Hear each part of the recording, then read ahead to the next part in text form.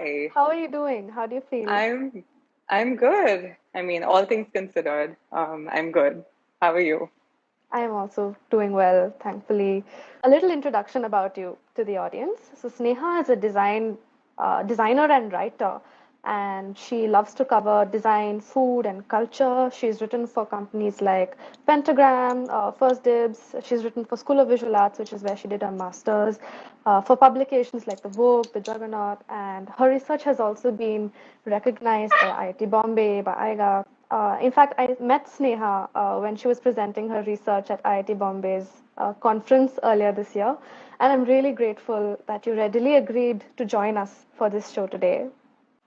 Thanks for that intro, by the way. It's very sweet. I feel really good about it. I think like what you said about that, we connected with each other at the IIT conference. I think that the design community in India is very small, but that also means that it's very connected. And I Mhm. love like making friends in this way, if I can say it like that. But yeah, it's really cool to like do one thing and it always leads to so much more. And I think like, yeah, Hmm. it's great to meet you guys. That's really nice. So, with that, let me dive right in to the questions I have for you. I really wonder if it's true if all of our true calling it's hidden in the stories of our childhood. Would you tell us a little bit about yourself, your childhood, and your earliest encounter with perhaps writing or design? Yeah, that's a great question because I actually think about that a lot. And I, like my friends and I, we talk about this a lot. We're like, what did we do when we were kids and how can we, make sense of it based on what we're doing now? Hmm. And I think for me, like, it's a very like cliche and obvious story. I used to read a lot as a kid. Like, that's really all I used to do was read. And I was one of those really horribly nerdy kids that would like read all the textbooks in the summer holidays before school. And I guess I'm not ashamed to admit it now, but it was embarrassing to do that. But yeah, so I think that my family was always really encouraging of reading, and they would make it a point to like have books in the house and get, I had a library membership very early on, and I think just being always surrounded by language Hmm.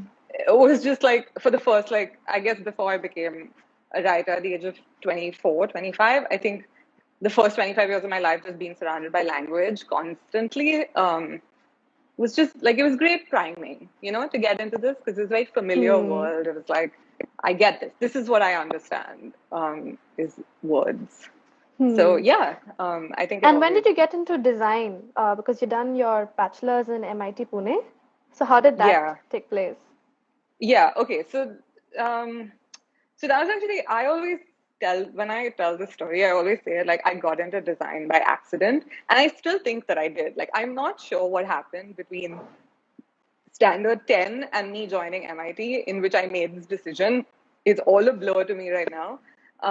But I remember wanting to study journalism when I was in class 11 and 12. Mm-hmm. But I also was studying art as a subject. So I did ISC. I wasn't in junior college, so I had the option to study art. And I remember thinking like, okay, this is really cool. How can I? At the time, I was really interested in like branding and like communication design. So I was like, Hmm. okay, this is really cool. Nobody I knew really knew anything about journalism anyway. Like, I didn't know who to Hmm. talk to. I didn't really have any information. Hmm.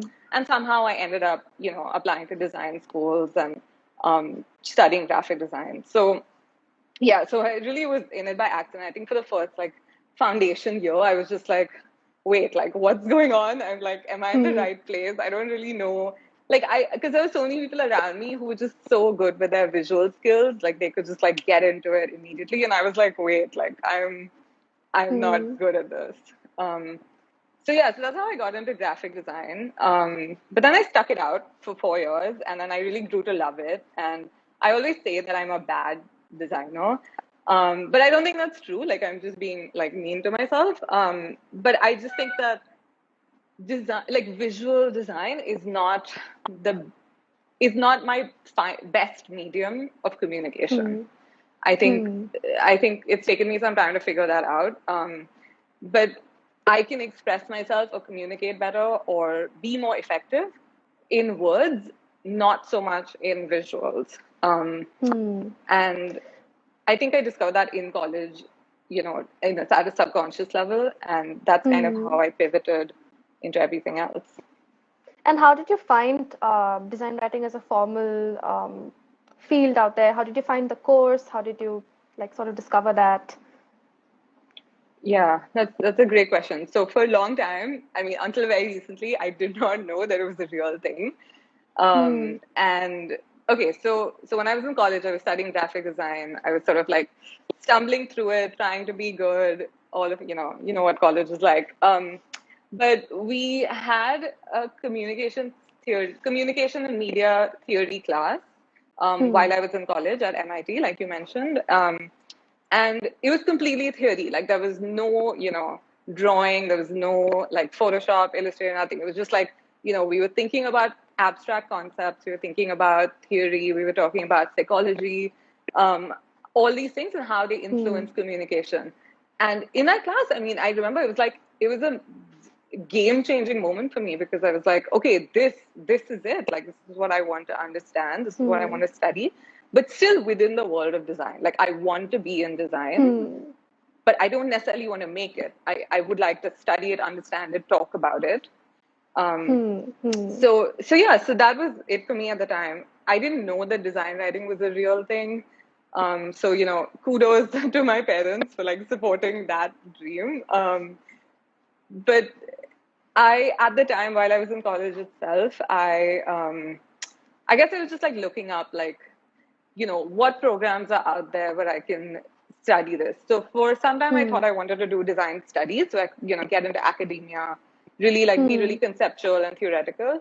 But while I was in college itself, I think it was in my third or fourth year, I stumbled across this program at SVA called the Hmm. MA in Design Research Writing and Criticism. Hmm. And I remember like at the time as well being like, okay, this is amazing because it's such a good balance of, my background, what I'm interested in, and also what I want to do, even though I couldn't exactly name it at the time. Hmm. And then, so I had that at the back of my head. I graduated MIT. After graduating, I did some work with I was a teacher for some time. I would teach art to kids. I would I worked with some like arts and cultural organizations, so not like Hmm. hardcore like branding or UI UX design, but sort of in that space of like research. It's about culture, stuff like that. And and then I applied to the program, and it thankfully it worked out. I got in. It was the only program Hmm. I applied to, and then I got in, and that's how I think when I was at SPA, that's when it really crystallized for me what design writing really is because I was surrounded by it. Hmm. I could really see examples of it, and that's a Hmm. really powerful thing to be like, okay, I had this thing in my head. I just couldn't name it, and here it is. Like I now Hmm. understand what I want to Hmm. do. So yeah, so So that was when you were really finally in there. that environment, and you were transitioning from, being a designer in a sort of research space to actually learning about the field that you've always wanted to discover, what were the challenges you faced at that point of time during that transition phase? Um, yeah, first, well, one of the big challenges was explaining what it is I want to do. Because I was in Hmm. that space of trying to understand, like trying to look, figure out different avenues, like talk to different people in different kinds of positions in the design industry. And they would all be like, okay, Hmm. what is it that you want to do? How can we help you? And I'm like, I can't really explain it. And I think Hmm. that's why it's great that you guys are doing this and you have this platform where different people can talk about things so that, young people can like be like, okay, this is an explanation of what I had in my mind. Like it's available. Hmm. I didn't necessarily have that. So Hmm. explaining what I want to do was a big one. And I think another really, really big one that maybe a lot of designers will face if they ever want to get into writing, I definitely did, was changing the way my brain was wired from a completely visual space for like Hmm. 7 years or like 5 or 6 years, whatever it was. And then shifting that to be like, okay, now I want to write, like I want to research. I need to stop Hmm. thinking like a designer. I need to start thinking in words and language. So that was Hmm. definitely a challenge. And it took some time to like Hmm. pivot. that, when you think like a designer, you see everything in visuals, you look, see colors, you see form, you see all of that.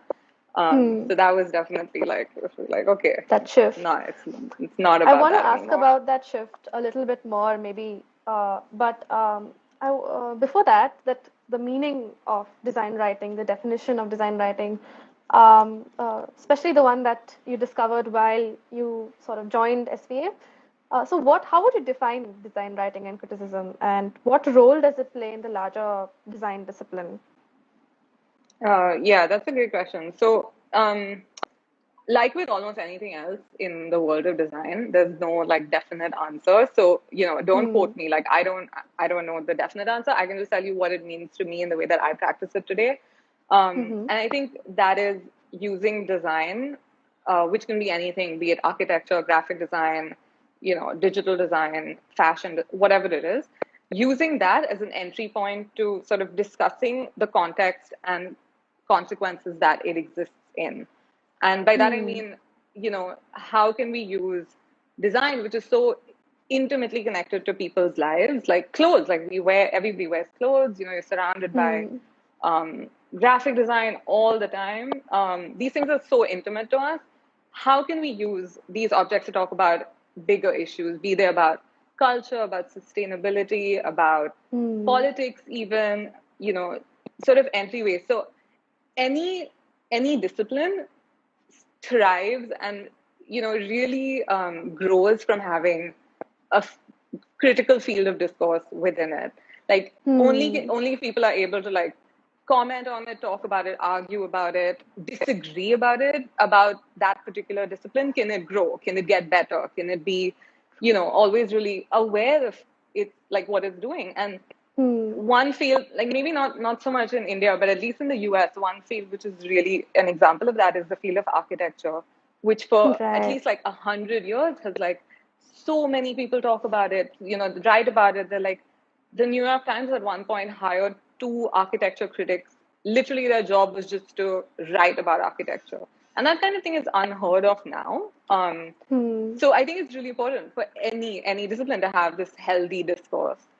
Um, Hmm. and I think when it comes to India specifically, because design is such a new discipline here, it's not, we haven't been practicing design in the contemporary way that we think of it for like 100 years. We've been doing it for a few decades, which means that it's new and there isn't really an archive of, like, designers don't have a habit to archive or write about what they Hmm. do or like document it in a sort of academic way in which future generations or other people can study or learn from it. So Right. I think that why it's not, why it's really important, and what I hope to achieve in my life is to be able to contribute to that archive, and be like, this is like Hmm. Indian design at this moment in time. These are the different facets of it. Like, if you look at it in a time cap, you put it in a time capsule and you look at it 100 years later, it'll give you an idea of what was going on at this Hmm. moment in time. Yeah, and like writing is like it's the best way to do it. Like for thousands of millennia, we've been writing things down to you know document them. So Wow. That's yeah. now it's really clear in my head. I mean, I was trying to read Okay, up good. on it before the call, and what is design writing? There were some few vague definitions here and there, but now I understand the motive behind the discipline, and that's really empowering. So, I'm glad. um, what does the process look like broadly? If you could take us through the different processes of design writing, perhaps using in one of your projects as an example. Hmm. Okay. So I think one of I mean, the first step really, which also comes with like practice, is just observing and looking at things around you more closely. Hmm. And by that, I mean like just observing trends, like what are people doing? What is important to designers right now? What is important to people, the users of these designs? How are they, like, just what's going on in the world? It's as simple as that. You just have to be like Hmm. really paying attention to it. So an example of that I can give you from my own work, and this is actually the first piece that I had published ever. And it was about type designers in India and how, a lot of them are now building typefaces for regional Indian languages, which was, Hmm. very rare a few years ago. It was just like you would Hmm. have Hindi, English, Devanagari, that's it. But I feel like I can admit to it. The only way I knew about this trend was because I would follow designers on Instagram, and I saw that a lot of them were doing like regional Hmm. typefaces, and I was like, huh, okay, like is there something here? Like, is there a bigger story? And the bigger story was that because India's digital population is so huge, Hmm. that like big tech companies want to tap into that, and the way to do that is to make products, digital products, in their language. Everybody doesn't speak English, everybody doesn't even speak Hindi, but if you don't have the fonts for it, Hmm. you're not going to reach those millions of people. So that was the bigger Right. story there. And honestly, it was just like scrolling Instagram. So like, don't stop doing that. It's like it's valuable sometimes. Hmm. Um, but the other thing that is a big part of that process is using the same type design example is like there's a very big difference between identifying a trend and actually pitching or writing a story. So, Hmm. the trend in this case would be a lot of designers are making regional typefaces. But that's not enough to be like, okay, this is the story. The story is that why are these people doing it? Why has this Hmm. become a trend? Who's profiting from it? What does it mean for digital literacy, etc. So one of the big parts of my process is finding an angle on any particular um, idea or topic that I have in my mind. Another example I can give you for that is I wrote an article about roti makers, which is like a Hmm. very inexpensive, like, kitchen appliance a lot of people have, which sort of became more popular during the lockdown when, we didn't have house help and like people realized they need to cook for their families 3 meals a day. Um, and, it's like a simple thing, like you put a ball of dough and then you go like that. And technically it should work. Yes, we bought one Um, too. Really? Yeah, Yeah, we I've had bought one in one, my but family for quite a few years. years back. But yeah, yeah, relate to that. And it sucks, right? Like it just It sucks. is, yeah, it doesn't taste the There's no same. way around it. No, it always Hmm. sucks. Like everybody I talked to used it a couple of times and then they just put it in the back of a cupboard somewhere. Same. Um, so I thought about that because we have one in my house for like we've had it for literally 10, 15 years. But we don't make rotis in it, we make khakras in it. Um, And I think I was just at home in the lockdown, literally never leaving the house. And I was like watching my mother in the kitchen. And it struck me like, this is like a weird product. Like, is Hmm. there a story here? So again, it was like the idea was roti maker, which is a piece of product design, it's a kitchen appliance. But the story was like, we're mechanizing like an emotion in a way. Like you always connect like roti to like, your mother, to women, to maternity, Hmm. on Mother's Day, that too. But it was like, why is there a reason that these products don't work aside from the fact that they're not great products? Is that maybe we're Hmm. expecting it to replace our mothers, and it will never, because that's an emotional need, not a functional need. And Hmm. so I guess that's the story there outside of just like Hmm. this is a bad product, you know. Hmm. Okay. The Yeah. angle. Hmm. And then, Mm. but Yeah. when you have a lot of sources of design stories around you on Instagram or at home, how do you know that this story is valuable or worth it? Do you have to sort of do a broad research, or what is that? How do you evaluate different stories, and which one do you sort of spend Okay. time on? Yeah. Okay. Cool. So when I was in my master's program, I think on the first day, probably like orientation day one, the head of my department, she was like, you know, you all of you are going to encounter a lot of different moments where you will have a story, you'll have an idea, but what you need to keep in the back of your head all throughout that process is, so what? Like when you look at an idea, you have to keep asking yourself, like, so what? Why should anyone care about this? And only when you can have a convincing answer to that question, whether that's through research, through interviewing people, to talking to, a lot of users of said product, to talking to a lot of designers, only when you feel reasonably convinced that this is important to more than just me. Like I own a roti maker, I love or hate it. That's me as an individual. It doesn't matter to the world at large unless I can say with certainty that I believe that this is relevant. People should and people will care about this, because at the end of the day, like, you need to make a piece that people want to read. The publication is not going to print stuff or publish stuff that no one opens. It has to be relevant to your audience. So there is always a lot of stimuli, there's always a lot going on, but you have to really just be strict with yourself and be like, so what, like, is there a real reason? Is this valuable to anybody except for me? And that's usually like the framework that I go by. But yeah, you're right. Like I do a lot of research. I see if other people have written on this before. If so, what have they written about it?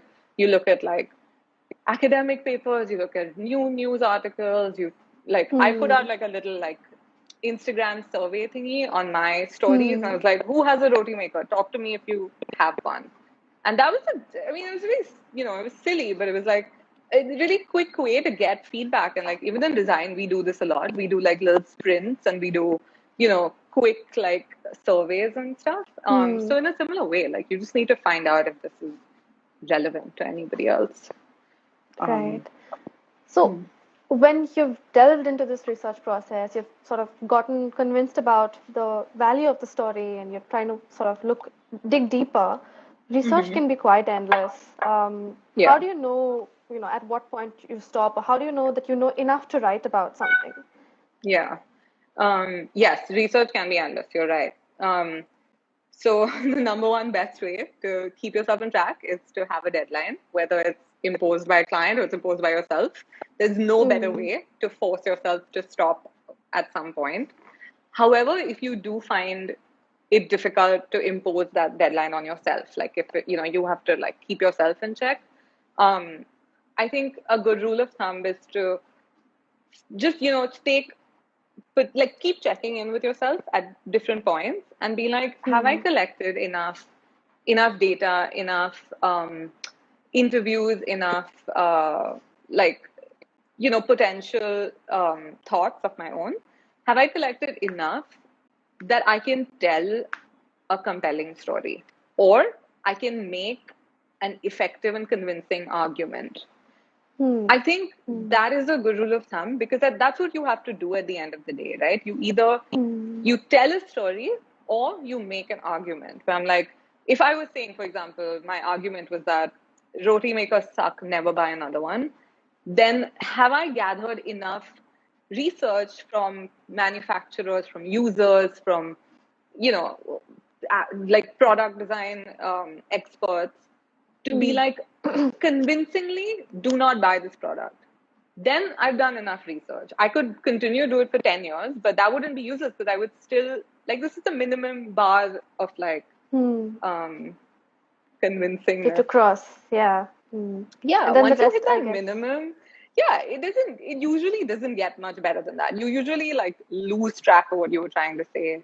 Right. And a lot of people who are doing like academic work, like whether it's like PhDs or dissertations, they would have experience with this, where it's like sometimes you just lose track of what you were even starting out with, So just check in with yourself. Do I have enough to tell this story well? If yes, just like go ahead. Don't like try and get into it more and more and more. Okay. I am also really interested in how design writing and design writers collaborate with other designers. I'd read about how you'd collaborated with Pentagram's partner on the title design for Killing Eve. So would you tell us a little bit about that collaboration? What was it like?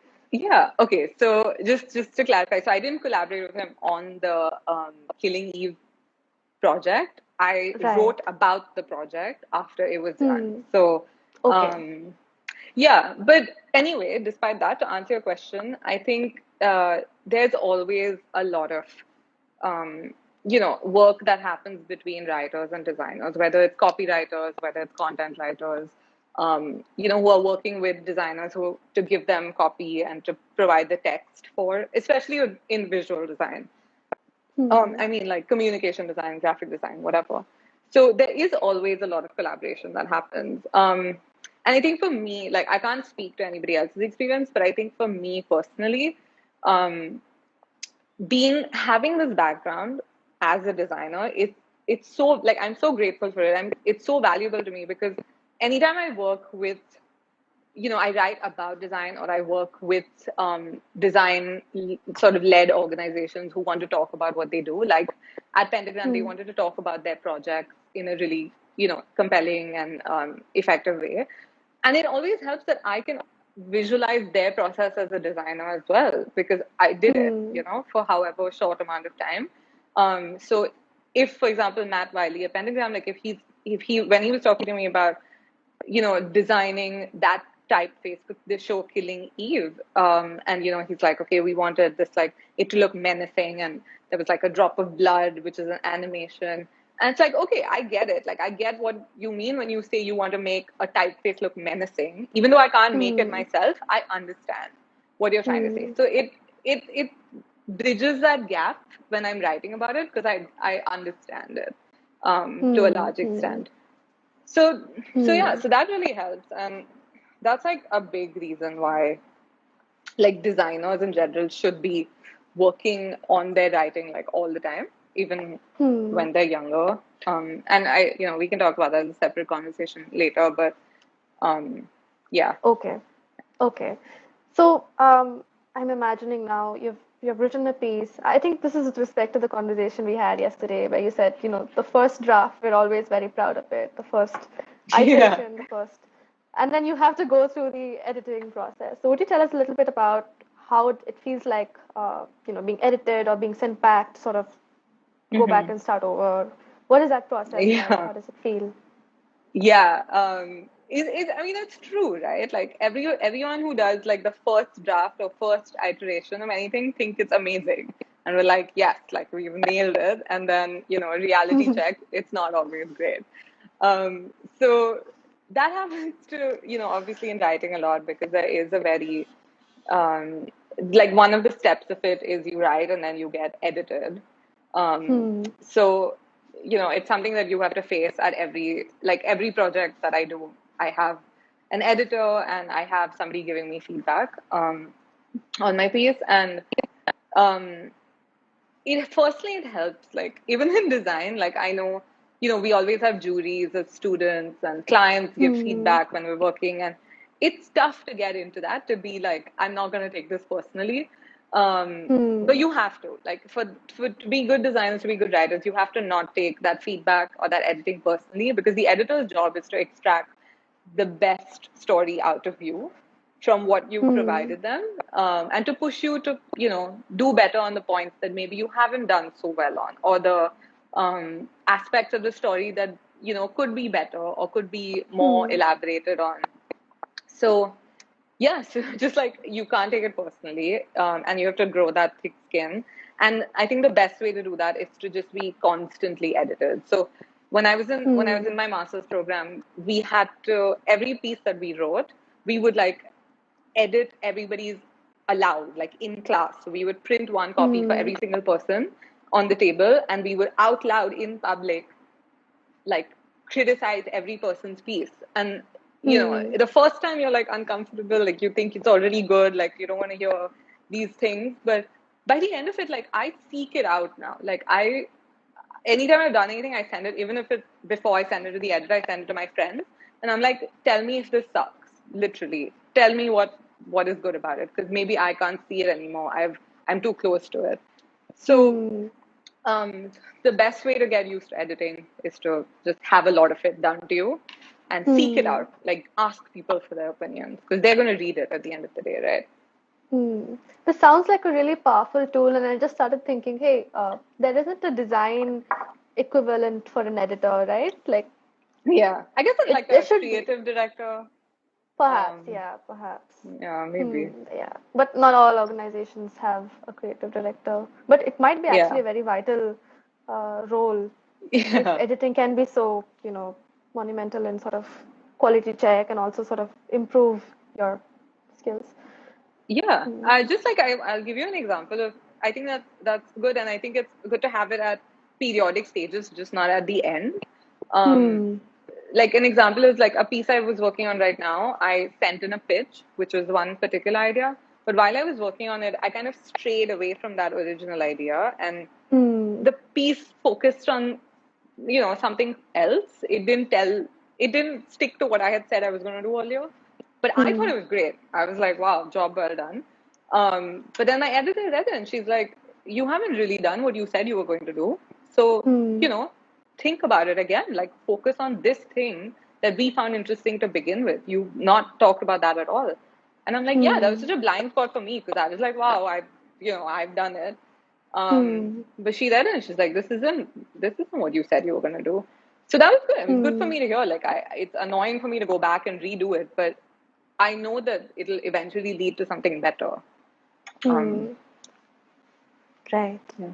Hmm. I've also read a lot of your writing about food, your personal writing work, and it's such a delightful read. How do you Thank find you. time to write?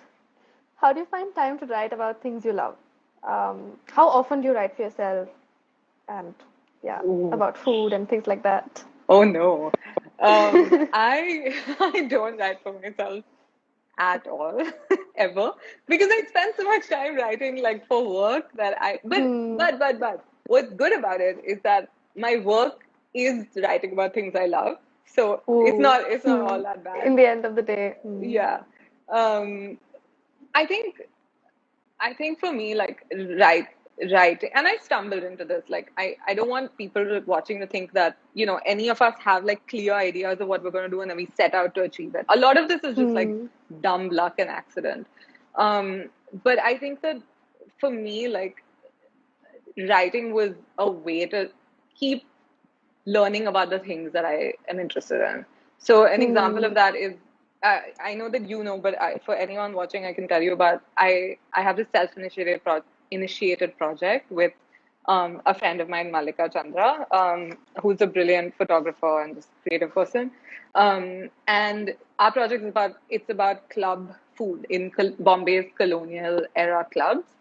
And this it isn't this it's like it's not for work. Like, we do write about it for publications, but it was born just because we were curious about this thing.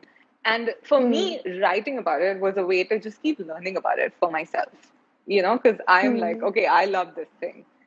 Which is, the opposite of what I said earlier, where you have to ask yourself if the thing is relevant to other people. In this case, it was not, but Hmm. it didn't matter because it was Hmm. just for myself anyway. Hmm. Um, but yeah, so I think that's just the medium. And I think I would say that, writing aside, for anybody who is interested in anything, use that medium, whatever you're comfortable with. Photography, it's illustration, it's whatever it is. Just use it as a tool to explore the things you love. And by that, you will get practice in doing that thing. Hmm. And you'll just get to study stuff, which, coming from a big nerd like me, may not resonate with anybody else, but I like to study. So yeah, that's how I write for myself. But Hmm. another thing, Instagram captions are writing. So, Hmm. yeah. I, So if you want to write Instagram captions with nothing else. I was actually quite surprised to see. So I found Playfair, like this project that you're talking about right now, Yeah. and then I saw the book. I read the book, and then I'm like, Yeah. oh wow, there's a whole Instagram page for it, like this Yeah. transmedia experience.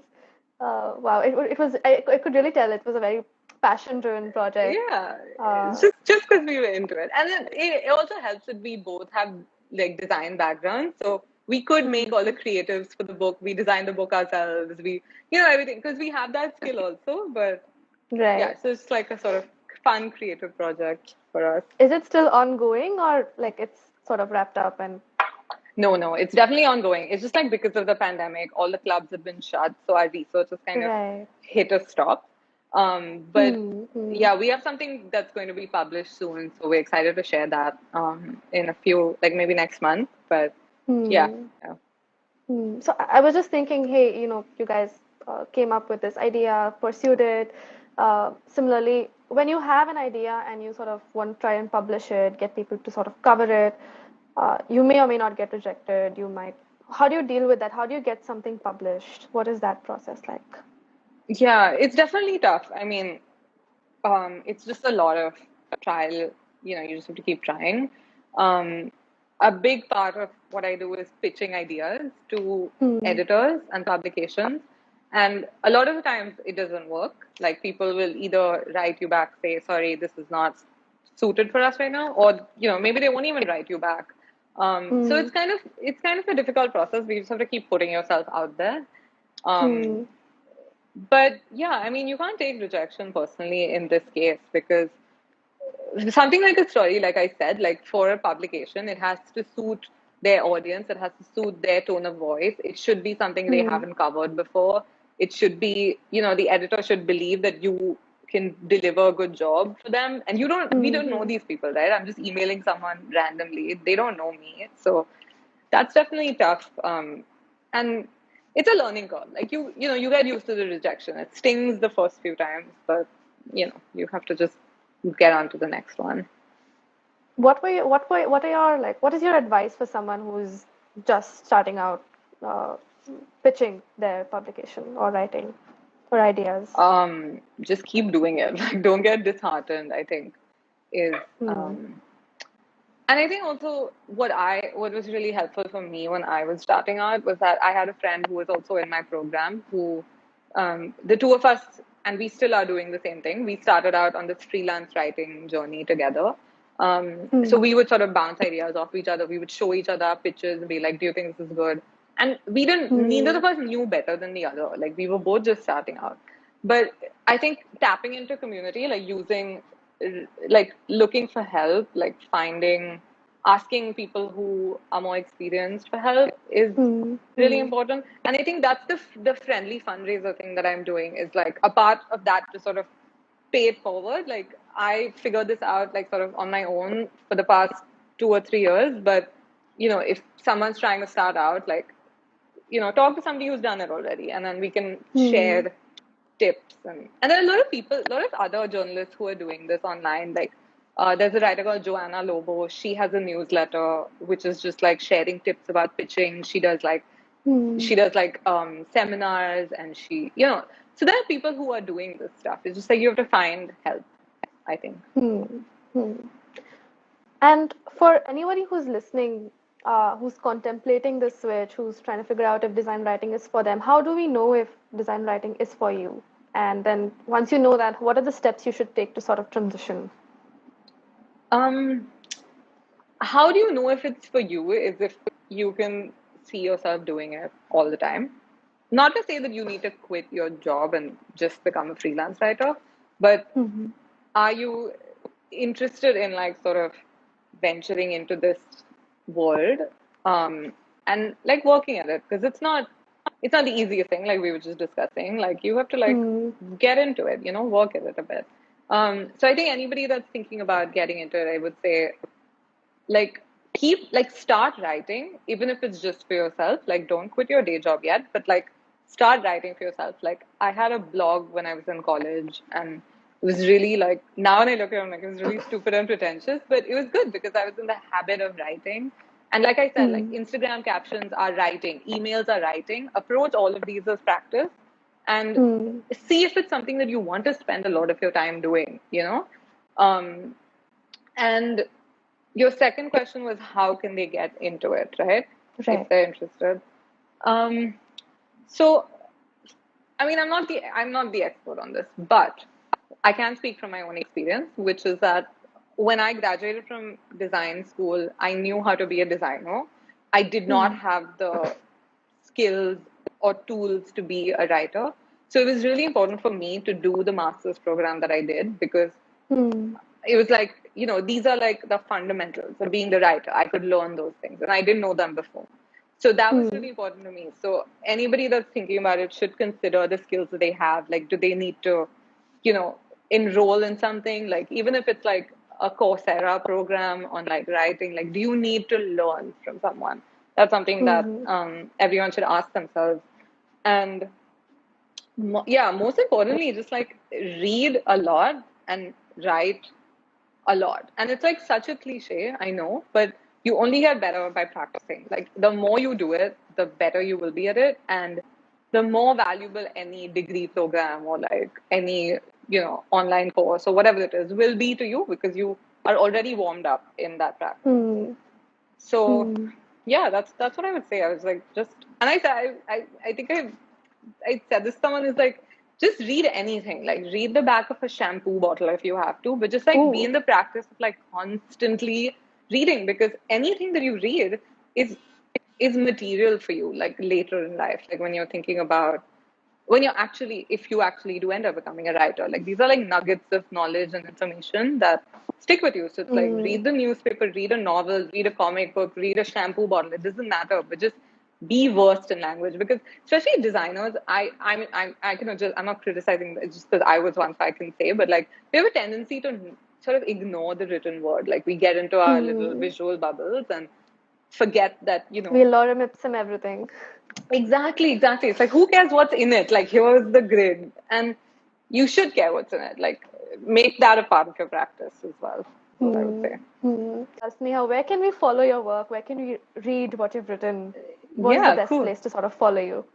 Just on Instagram. I usually like share whatever's published. Hmm. And will, like, I update it a lot. So you can look at that. And then I have a link to my website in it. So if Hmm. you want to look at a deeper whatever, you can like check that out. Amazing. Yeah. Okay, and we'll also be posting an edited version of this live on IGTV soon, so you can look forward to that. Amazing. Sneha, thank you so much for joining us today Thank on this you. Sunday, despite everything.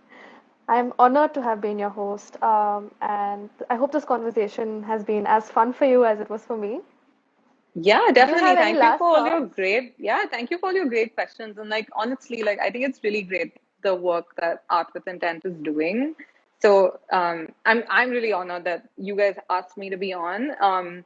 But in general, I think it's important as a design community, going back to what we said earlier, is just to, talk to each other, make use of the fact that it's such a small niche community. Hmm. And just like, help each other out. Like, there's all kinds of collaborations waiting to happen, like this one. So, yeah, just like reach out to people, talk to them, like use all of your networks, and yeah, just keep reading and keep writing. Yeah. Yes. All right. See Thank you. you. Bye. Have a Thanks great everyone for evening. watching. Bye.